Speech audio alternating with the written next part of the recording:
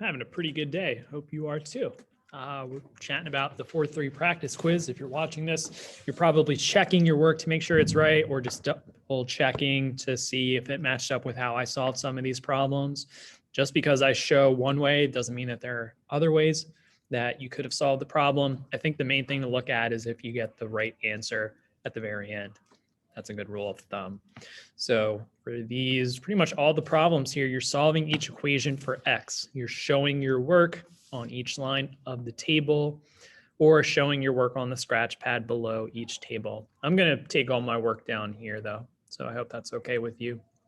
So this first problem has us with 1x over 2 subtracting 6 equals 12.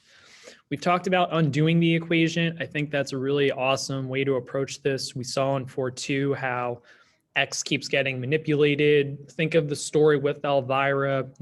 If we double the table or we divide the table by 2, or in this case, subtract 6 at the very end, we can kind of work backwards from that. So I'm going to do just that. I'm going to think about the most recent thing that was done here, which would be subtracting 6. So I want to undo that and add 6 to both sides. Of course, balancing out the equation. That leaves you with 1x over 2 equals 12 plus 6, which is 18. We see that x is dividing, so we want to undo that with multiplication. Here and here, 2's cancel. This leaves you with 1x equals 2 times 18, which is 36. Am I done the problem? Let's try it, because these are going to be self-checking for you to see if your answer is right. So let's try x equals 36. Lo and behold, it's right.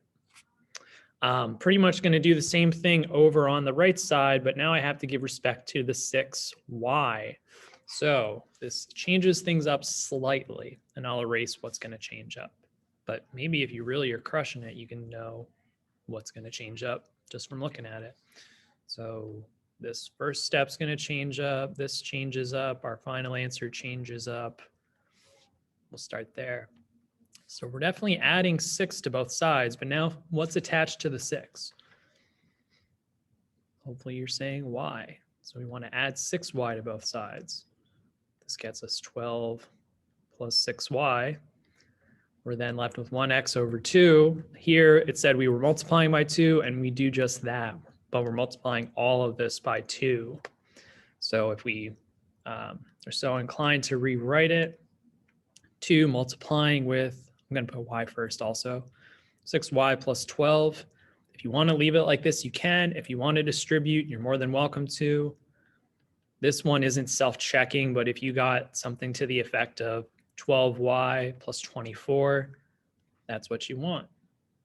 So I think what's cool about these problems is that if you do the first part right, the second part should be pretty much right also. You just got to give respect to that variable that's seen here and here. And once it's moved to the other side, it's out of your hair, you're done with it. You just focus on the rest of the steps. Hope that helps.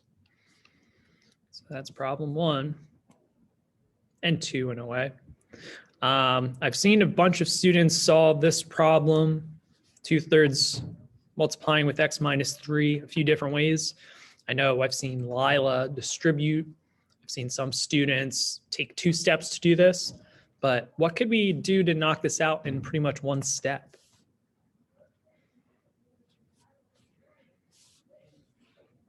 Well, we see a fraction, and the fraction's multiplying. So we can undo that if we multiply both sides by our reciprocal, which was introduced to us in 4.3. So if 2/3 is holding us back, if we flip that fraction, 3 would go up top, 2 goes on the bottom. Do that to both sides. 3 up top, 2 on the bottom. I'm going to rewrite this to 8 over 1. 3's cancel, 2's cancel. We're left with x minus 3 equals this multiplication. So 3 times 8 gets you 24. 24 over 2 can be simplified to 12. So x minus 3 equals 12. We can add 3 to both sides. This is going to claim that x equals 15. There you go. Let's take it to the next one. Similar idea. We have a reciprocal, but instead of moving 3 over, we're now moving 3y over. So we're adding 3y to both sides. This changes up our final answer now to 12 plus 3y. And I think that's it. Got to be careful with the 3y. Small change, but if you notice it with the reciprocal, you can undo it pretty quickly.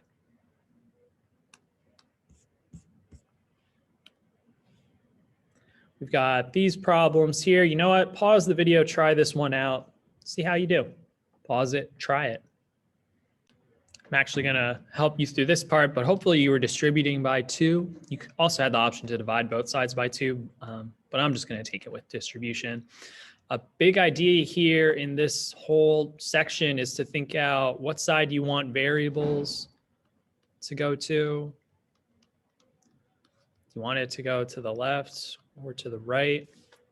And where do you want your constants to go? Left or right? Well, I see that my x terms, I have 4x and 6x. I see that 6x is greater. So the 6x over here is greater than 4x.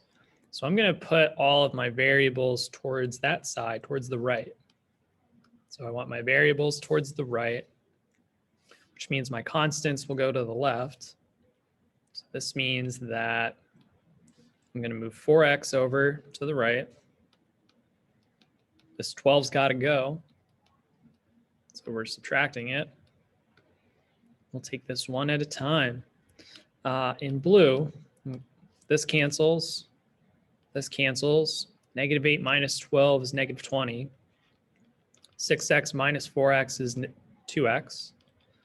Divide both sides by 2. X equals negative 10. There you go. Pretty much going to do the same thing for 6, but the slight change is that we now have y thrown into the mix. So I'm still going to move, but now I'm going to say my x variables are going to the right, and I'm going to say that my now y variables are going to the left.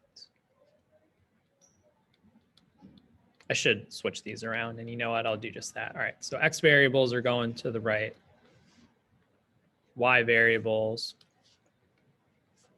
going to the left.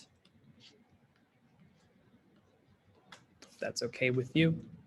Again, I'm still doing the same thing. I'm still taking x terms to the right, but to the left, I'm putting my y terms. So this should now have y. This is now 12y. This is 12y. This is 12y. So what changes? This is now negative 20y. This is still 2x. Divide both sides by 2, but now this is negative 10. And I'll put this in black. This is negative 10y. So that's your answer here. X equals negative 10y. Looks similar to the previous problem, but different because y is involved now. I hope that helps. Take this time now, read the problem, reread the problem if you're stuck. That's an important idea when we're solving equations that are literal and have more than one variable. So take this time, pause the video, read the problem once and read it twice. This problem has us solving for x, so it's even stated here what our goal is to get x on its own. We see g equals x, and it's multiplying with c because it's right next to it. So how do you think we can take this further and have x equal something? What do we have to get rid of here? How can we do that? Well, we see here it's multiplying, so we would want to use division. So we see x is multiplying with c. but we undo that by having x divide by c on both sides. We divide by c. Boom. C's cancel. G over c is your answer. Let's move on. That's it. That one's not too tricky, I don't think. Same song and dance here. You're solving for x, but now it's a little bit more complex. So we have a multiplying with x. All of that's divided by b, and this all equals u. And we're still solving for x, so don't get it twisted. You're multiplying both sides by b. B's can cancel. This then leaves you with ax equals u times b. Divide both sides by a. But careful here, both sides, meaning everything on the right, you got to do that. So this is claiming x equals u times b over a, or if you want to write it as b times u over a, that works also. These are both safe. Hope that helps. What else do we got? We're almost done, I think. This is a challenge. I'll leave it up to you if you want to try it, but we haven't seen this square root scenario before. But if you're curious how this is undone, I'll walk you through it. We're still solving for x, but now we want to get rid of 6 to isolate this. Think of this as like 6 parentheses 2x plus 4. But don't really think of it like that because you don't want to distribute 6 in. 6 is multiplying with everything in here, but don't distribute. So don't distribute 6 for this problem that is presented to us. So don't distribute 6, divide it. So divide 6 here, here. You're left with square root 2x plus 4 equals t over 6. We can get rid of this square root by squaring both sides. This now leaves you with 2x plus 4 equals this fraction being squared. Two-step equation here, use SADMAP. Subtract 4. Keep that fraction away from it. So just write it as is, t over 6, still being squared, but now deducting 4. And then all of this is divided by 2. So this is your final answer right here. X equals all this. Pretty cool, huh? If you got any questions, reach out. Let me know. Thanks for watching.